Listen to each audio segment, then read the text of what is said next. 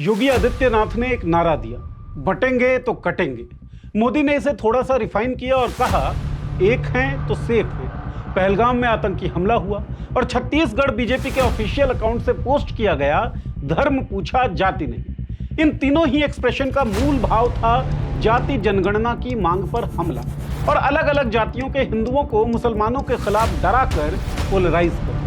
BJP के IT cell और जातीय वर्चस्व में यकीन रखने वाली सवर्ण जाति समूहों ने राहुल गांधी की जाति जनगणना की मांग का न केवल मखौल उड़ाया, बल्कि लंबे लंबे प्रोग्राम करके साबित करने की नाजायज कोशिश की कि ये मांग समाज को तोड़ेगा। पहलगाम हमले के बाद धर्म पूछा जाति नहीं, ऐसे बेहुदे पोस्ट करने वाली बीजेपी ने कुछ ही दिनों के अंदर जातीय जनगणना की मांग को मान लिया।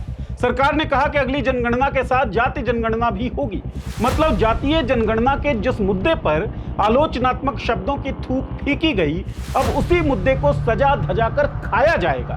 बीजेपी के जातीय जनगणना के मूल में जातीय हिस्सेदारी बढ़ाना ही होगा या कुछ और? जिन लोगों ने जातीय जनगणना की आलोचना में कागज काले किए या मोबाइल स्क्रीन भरे, अब वही लोग इसे मास्टर स्ट्रोक बताते हुए लिखेंगे, बोलेंगे। उनकी क्या क्रेडिबिलिटी? क्या सरकार द्वारा जाति जनगणना की घोषणा दरअसल जातीय हिस्सेदारी के विमर्श को कमजोर कर देगी? इन तमाम सवालों के जवाब न्यूज़ दैट मैटर्स के इस वीडियो में।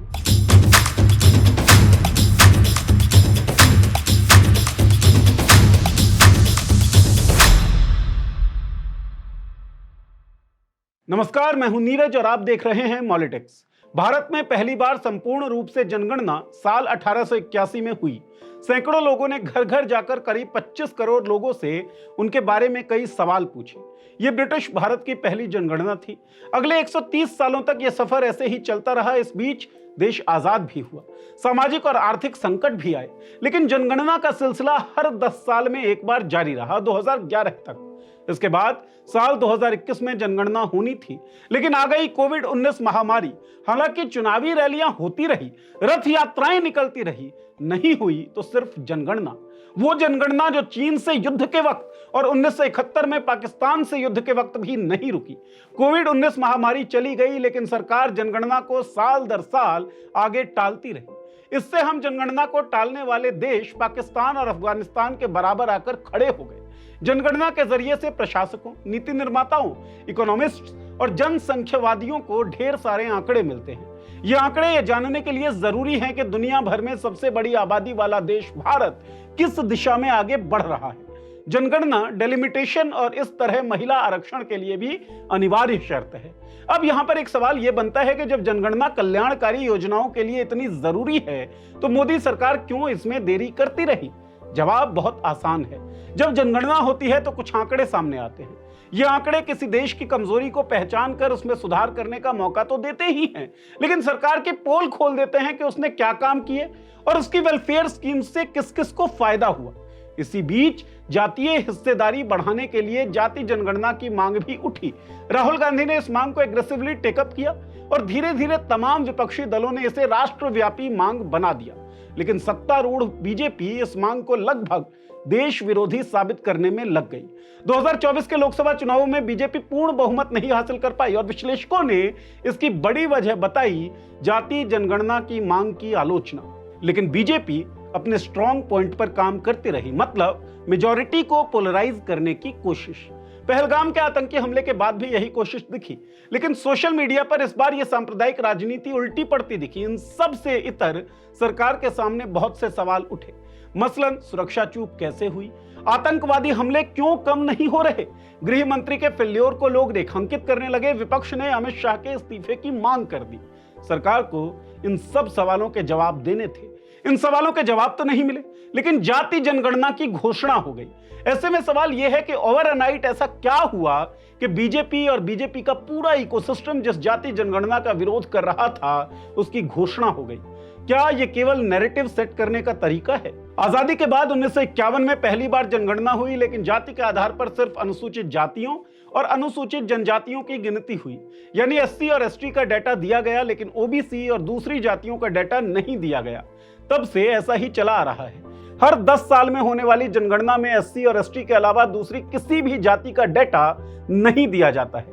ऐसा करने के पीछे संवैधानिक कारण है। दरअसल संविधान की धारा 330 और 332 में यह प्रावधान है कि एससी और एसटी समुदायों की जनसंख्या के आधार पर उनके लिए लोकसभा और राज्यसभा में सीटें रिजर्व की जाए। बिना सही जनसंख्या का पता लगाए उस अनुपात में सीटें रिजर्व करना असंभव है। इसीलिए जनगणना के साथ ही एससी और एसटी के आंकड़े भी जारी किए जाते हैं।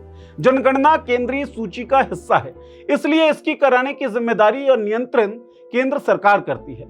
लेकिन 1941 के बाद जैसे ही एसटी और एससी को छोड़कर बाकी जातियों की जातिगत जनगणना बंद हुई, तब से ही ये जातियां लगातार आवाज उठाने लगी, जिसके बाद साल 1961 में केंद्र सरकार ने राज्यों को यह अनुमति दे दी कि अगर वो चाहे तो अपनी अपनी सामाजिक हकीकतों को समझने के लिए ओबीसी यानी अन्य पिछड़ा वर्ग को अपनी राज्य स्तरीय सूची तैयार कर सकते हैं। यह फैसला एक अहम मोड़ था, क्योंकि इसने पहली बार मान्यता दी कि हर राज्य की जातीय संरचना अलग है और उसे समझे बिना कोई भी नीतिगत योजना पूरी नहीं हो सकती। लेकिन इसके बावजूद एक राष्ट्रव्यापी जातिगत जनगणना से सरकारें लगातार कतराती रही। अब जब जातीय पहचान, सामाजिक न्याय और आरक्षण जैसे मुद्दे देश की राजनीति में फिर से उबाल मार रहे हैं, तो सरकार ने आखिरकार जातिगत जनगणना के लिए स्वीकृति दे दी है। 7 दशकों की हिचकिचाहट के बाद सरकार ने जातिगत जनगणना कराने का फैसला तो ले लिया है। यकीनन ये एक ऐतिहासिक मोड़ है, लेकिन इसकी रूपरेखा अभी तक साफ नहीं है। जैसे डेटा कैसे इकट्ठा होगा, किस फॉर्मेट में इकट्ठा होगा, किन जातियों को किस श्रेणी में रखा जाएगा, इस डेटा का इस्तेमाल कैसा होगा, और सबसे अहम सवाल, क्या सच में बीजेपी की मंशा जातिगत जनगणना कराने की है? जो बीजेपी बार बार कहती थी एक है तो सेफ है, एक है तो बटेंगे तो कटेंगे, बटेंगे तो कटेंगे। जब राहुल गांधी जातिगत जनगणना की बात करते तो कहती थी जिसकी जात का पता नहीं वो गणना की बात करता है, जिसकी जात का पता नहीं वो गणना की बात करता है। जो जातिगत जनगणना को अंग्रेजों की नीति बताती थी। हमेशा से जो अंग्रेजों की नीति थी बांटने की, वही नीति आज कांग्रेस की है, और ये लोगों को जातिवाद और धर्मवाद में बांटना चाहते हैं। जो इसे भ्रम बताती थी, अब वही बीजेपी जातिगत जनगणना कराने की बात कर रही है। जातीय जनगणना बिहार की जनता में, गरीबों में भ्रम फैलाने के सिवा कुछ नहीं है। ये पार्टी कल तक जातिगत जनगणना को समाज तोड़ने वाला कदम बताती थी, वही आज कह रही है हाँ, अब समय आ गया है कि जातियों की सही गिनती की जाए। क्या सरकार वाकई दलित, पिछड़े और वंचित तबकों को उनका हक देना चाहती है, या फिर ये एक और चुनावी चाल है? जरा सोचिए। ट्रिपल तलाक पर कानून लाया गया, कहा गया मुस्लिम महिलाओं को अधिकार देने के लिए यह कानून लाया जा रहा है, लेकिन क्या आज कोई बता सकता है कि उन महिलाओं की जिंदगी वाकई बेहतर हुई है, या फिर सिर्फ एक समुदाय को काबू में लाने का प्रतीक बना दिया गया है? वक्फ बोर्ड पर बिल लाकर धार्मिक संस्थाओं की जमीनों को नियंत्रित करने की कोशिश की गई, किसके फायदे के लिए? अल्पसंख्यकों के, या फिर बहुसंख्यकों को यह जताने के लिए कि सरकार मजबूती से खड़ी है? अब वही सरकार कह रही है कि वो जातिगत जनगणना कराएगी, लेकिन क्या यह भरोसा किया जा सकता है कि उस सरकार पर जो पहलगाम जैसे आतंकवादी हमले पर यह ट्वीट करती है, धर्म देखा जाति नहीं, आज ये ओबीसी प्रतिनिधित्व की बात कर रही है? क्यों? क्योंकि बिहार में जातिगत सर्वे के बाद राजनीतिक जमीन खिसकती दिख रही है। मंडल 2.0 की आहट सुनाई दे रही है, और बीजेपी जानती है कि अगर उसने वक्त रहते रुख नहीं बदला तो उसका ओबीसी वोट बैंक फिसल सकता है। दिक्कत एक और भी है। मान लीजिए जातिगत जनगणना शुरू कर दी गई और इसी दौरान बिहार के चुनाव भी हो गए। चुनाव हो जाने के बाद सरकार कह दे कि आंकड़े अभी विश्लेषण में हैं, अभी समीक्षा जारी है, और फिर धीरे धीरे सब कुछ ठंडे बस्ते में डाल दिया जाए, तब क्या होगा? क्या ये एक और 2011 की कहानी होगी, जब एसईसीसी यानी socio economic and caste census हुआ, लेकिन उसके जातिगत आंकड़े आज तक सार्वजनिक नहीं किए गए? क्या इस बार भी वंचितों को सिर्फ आश्वासन मिलेगा, हक नहीं? और अगर आंकड़े सार्वजनिक कर भी दिए गए तो सिर्फ आंकड़े इकट्ठे करने से तो समाज नहीं बदलेगा। आंकड़ों को नीति में बदलने के लिए राजनीतिक इच्छा शक्ति भी चाहिए, और एम्पैथेटिक रवैया भी, और सबसे ज्यादा चाहिए ईमानदारी। पर क्या आप उस सरकार से ईमानदारी की उम्मीद कर सकते हैं जो आरक्षण की मांग करने वालों को जातिवादी बताती थी, और अब चुनाव आते ही खुद जातियों की गिनती कराने को तैयार हो गई है? इससे भी बड़ा खतरा यह है कि आंकड़े जुटाने के बाद उन्हें मनचाहे तरीके से पेश किया जा सकता है।